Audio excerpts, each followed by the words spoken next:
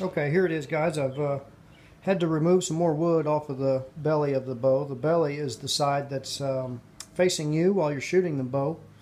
The side that's away from you is called the back. So I've got the belly up right here, and I've been using my draw knife to thin this.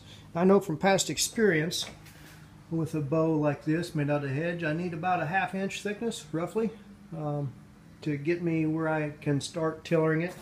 You can see I haven't removed as much wood off of the other limb, which I'm getting ready to do that, but I wanted to show you a little bit about floor tillering and what you're going to do when you know you're getting close. You want to slow down. With bow making, it's real easy to go a little bit too far, and you end up lightening up your bow to the extent to where it's no longer useful for you and ends up being a kid's bow. Now, there are things that you can do to add poundage to your draw weight on your bow. You can flip the tips or recurve them with heat, either dry heat or steam heat. What I'm going to show you right here is floor tillering, and at about a 1/2 inch I've got this bow so that if I push on it, it's starting to bend.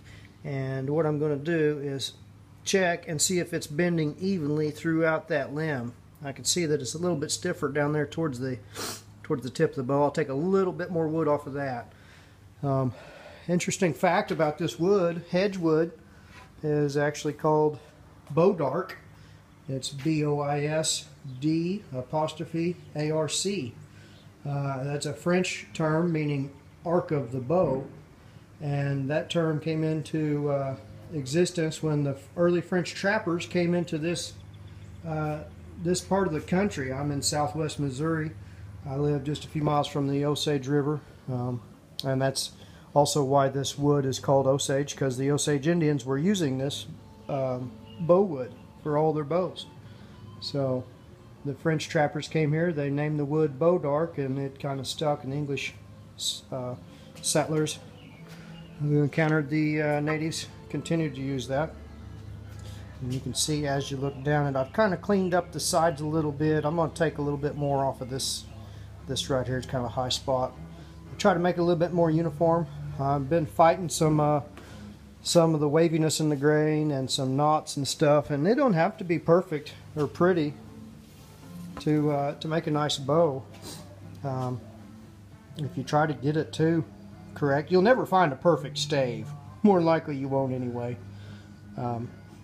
But yeah, I'll trim up these sides a little bit, make them a little bit more cleaner, and some of that stuff will straighten out when I start sanding, and I'll use a block or a belt sander and clean those lines up and make them a little bit more clean and factory looking.